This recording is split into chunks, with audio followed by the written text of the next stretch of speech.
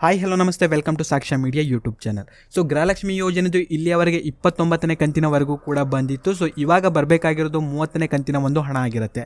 So ಇದ್ರ ಬಗ್ಗೆ already ನಾನು ವಿಡಿಯೋವನ್ನು ಮಾಡಿದಾಗ ಕೆಲವೊಬ್ಬರು ಫೇಕು ಹಾಗೆ ಹೀಗೆ ಅಂತ ಕಾಮೆಂಟನ್ನು ಮಾಡಿದ್ರಿ. ಸೊ ಅದ್ರ ಸಲುವಾಗಿ ವಿತ್ ಪ್ರೂಫ್ನ ಜೊತೆಗೆ ಈ ಒಂದು ವಿಡಿಯೋದಲ್ಲಿ ಕಂಪ್ಲೀಟ್ ಆಗಿ ತಿಳಿಸ್ಕೊಡ್ತೀನಿ. ಸೊ 29ನೇ ಕಂತಿನವರೆಗೂ ಕೂಡ ಗೃಹಲಕ್ಷ್ಮಿ ಯೋಜನೆ ಹಣ ಬಂದಿದೆ ಆ್ಯಂಡ್ ಕೆಲವೊಬ್ಬರಿಗೆ ಇನ್ನೂ ಕೂಡ ಬಂದಿಲ್ಲ. ಸೊ ಬಂದಿಲ್ಲ ಅಂತಂದರೆ ಏನು ಮಾಡಬೇಕು, ಯಾವ ಥರ ರಿಪೋರ್ಟ್ ಮಾಡಬೇಕು, ಸೊ ಎಲ್ಲನೂ ಕೂಡ ಈ ಒಂದು ವಿಡಿಯೋದಲ್ಲಿ ಕಂಪ್ಲೀಟ್ ಆಗಿರುವಂಥ ಒಂದು ಕ್ಲಾರಿಟಿಯನ್ನು ನಿಮಗೆ ತಿಳಿಸ್ಕೊಡ್ತೀನಿ. ಸೊ ವಿಡಿಯೋನ ನೀವು ಎಲ್ಲಿ ಕೂಡ ಸ್ಕಿಪ್ ಮಾಡಿದಂತೆ ಪೂರ್ತಿಯಾಗಿ ನೋಡಿರಿ ಆ್ಯಂಡ್ ವಿಡಿಯೋನ ಲೈಕ್ ಮಾಡ್ಕೊಡ್ರಿ. ಚಾನಲ್ನ ಇನ್ನೂ ಕೂಡ ಸಬ್ಸ್ಕ್ರೈಬ್ ಮಾಡ್ಕೊಂಡಿಲ್ಲ ಅಂತಂದರೆ ಈ ಕೂಡಲೇ ಸಬ್ಸ್ಕ್ರೈಬ್ ಮಾಡಿಕೊಂಡು ಸಪೋರ್ಟ್ ಮಾಡಿರಿ. ಸೊ ಬನ್ನಿ ವಿಡಿಯೋನ ಶುರು ಮಾಡುವ. ಕಾಂಗ್ರೆಸ್ನ 5 ಗ್ಯಾರಂಟಿ ಯೋಜನೆಗಳಲ್ಲಿ ಗೃಹಲಕ್ಷ್ಮಿ ಯೋಜನೆಯು ಕೂಡ ಒಂದು. ಈ ಒಂದು ಯೋಜನೆ ಮೂಲಕ ಮನೆ ಯಜಮಾನಿಯ ಖಾತೆಗೆ ಪ್ರತಿ ತಿಂಗಳು ಇಲ್ಲಿ 2,000 ರೂಪಾಯಿಗಳು ಸಿಗ್ತಾ ಹೋಗುತ್ತೆ. ಸೊ ಇಲ್ಲಿಯವರೆಗೆ ಟೋಟಲ್ ಆಗಿ 29ನೇ ಕಂತಿನವರೆಗೂ ಕೂಡ ಗೃಹಲಕ್ಷ್ಮಿ ಯೋಜನೆ ಹಣವನ್ನು ನೀಡಲಾಗಿತ್ತು. ಅಂದರೆ ಟೋಟಲ್ ಆಗಿ 58,000 ರೂಪಾಯಿಗಳು ಈ ಒಂದು ಯೋಜನೆಯ ಮೂಲಕ ಗೃಹಲಕ್ಷ್ಮಿ ಯೋಜನೆ ಫಲಾನುಭವಿಗಳ ಖಾತೆಗಳಿಗೆ ಜಮೆಯಾಗಿದೆ. ಸೊ ಇವಾಗ ಬರಬೇಕಾಗಿರೋದು 30ನೇ ಕಂತಿನ ಒಂದು ಹಣ ಆಗಿರುತ್ತೆ. ಸೊ ಆಲ್ರೆಡಿ ಈ ಒಂದು ಹಣವನ್ನು DBTಗೆ ವರ್ಗಾವಣೆ ಮಾಡೇ ಇರೋದ್ರಿಂದ ಸೊ ಮುಂದಿನ ದಿನಗಳಲ್ಲಿ ಈ ಒಂದು ಕಂತಿನ ಹಣವೂ ಕೂಡ ಬರುತ್ತೆ. ಸೊ ಬಂತು ಅಂತ ನಮ್ಮ ಒಂದು ಚಾನಲಲ್ಲಿ ನಿಮಗೆ ಅಪ್ಡೇಟನ್ನು ಮಾಡಿ ತಿಳಿಸ್ಕೊಡ್ತೀನಿ. ಸೊ ಕೆಲವೊಬ್ರು ತುಂಬಾ ಜನ ಕಾಮೆಂಟ್ ಮಾಡಿ ಹೇಳ್ತಾ ಇದ್ರಿ, ಸೊ 29ನೇ ಕಂತಿನವರೆಗೂ ಕೂಡ ಗೃಹಲಕ್ಷ್ಮಿ ಯೋಜನೆ ಹಣ ಬಂದಿಲ್ಲ ಅಂತ. ಸೊ ವಿತ್ ಪ್ರೂಫ್ನ ಜೊತೆಗೆ ಈ ಒಂದು ವಿಡಿಯೋದಲ್ಲಿ ಇದೀಗ ನೋಡ್ತಾ ಹೋಗುವ ಆ್ಯಂಡ್ ಇದರ ಒಂದು ಸ್ಟೇಟಸ್ ಅನ್ನು ನೀವು ಕೂಡ ಮೊಬೈಲ್ನಲ್ಲಿ ಚೆಕ್ ಮಾಡ್ಕೊಳ್ಬಹುದು. ಸೊ ಯಾವ ರೀತಿ ಮೊಬೈಲಲ್ಲಿ ಚೆಕ್ ಮಾಡೋದು ಅಂತ ಕಂಪ್ಲೀಟ್ ಆಗಿ ಇದೀಗ ನೋಡ್ತಾ ಹೋಗುವ. ಸೊ ಪ್ಲೇಸ್ಟೋರ್ನಲ್ಲಿ ಒಂದು ಅಪ್ಲಿಕೇಶನ್ ಕೂಡ ಅವೈಲೇಬಲ್ ಇರುತ್ತೆ. ಸೊ DBT ಕರ್ನಾಟಕ ಅಂತ. ಸೊ ಅದನ್ನು ನೀವು ಮೊದಲೇದಾಗಿ ಡೌನ್ಲೋಡ್ನ ಮಾಡ್ಕೊಳ್ಬೇಕು.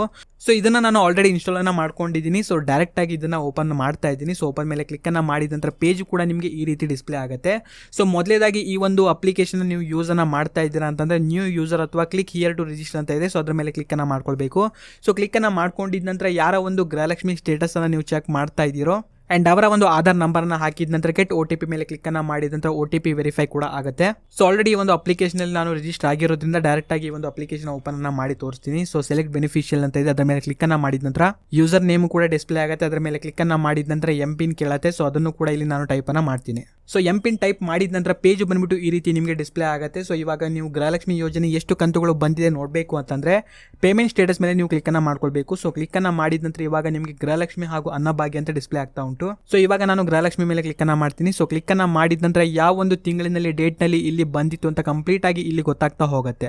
ಸೊ ನೋಡ್ತಾ ಇರ್ಬೋದು, ಕಂಪ್ಲೀಟ್ ಆಗಿ ನಾನೀಗ ಸ್ಕ್ರೋಲ್ ಮಾಡಿ ಕೂಡ ನಿಮಗೆ ತೋರಿಸ್ತಾ ಇದ್ದೀನಿ. ಸೊ ಕಂಪ್ಲೀಟ್ ಆಗಿ ಇದನ್ನು ನಾನೀಗ ಕೌಂಟನ್ನು ಮಾಡ್ತಾ ಹೋಗ್ತೀನಿ. ಸೊ ನೋಡ್ತಾ ಇರ್ಬೋದು 1 2 3 4 5 6 7 8 9 10 11 12 13 14 15 16 17 18 19 20 21 22 23 24 25 26 27 28 29. ಸೊ ಟೋಟಲ್ ಆಗಿ 29ನೇ ಕಂತಿನವರೆಗೂ ಕೂಡ ಗೃಹಲಕ್ಷ್ಮಿ ಯೋಜನೆ ಹಣವನ್ನು ನೀಡಲಾಗಿತ್ತು.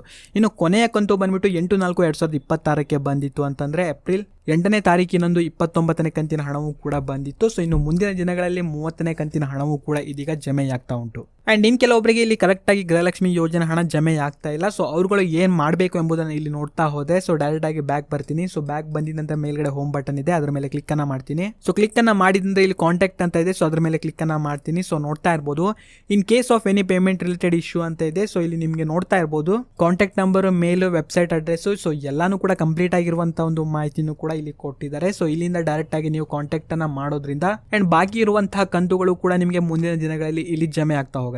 ಸೊ ನೋಡ್ತಾ ಇರ್ಬೋದು ಈ ಒಂದು ಫಲಾನುಭವಿಗಳಿಗೆ 29ನೇ ಕಂತಿನವರೆಗೂ ಕೂಡ ಗೃಹಲಕ್ಷ್ಮಿ ಯೋಜನೆ ಹಣ ಇಲ್ಲಿ ಜಮೆಯಾಗುಂಟು. ಸೊ ಇನ್ನು ಮುಂದಿನ ದಿನಗಳಲ್ಲಿ 30ನೇ ಕಂತಿನ ಹಣವೂ ಕೂಡ ಜಮೆಯಾಗುತ್ತೆ.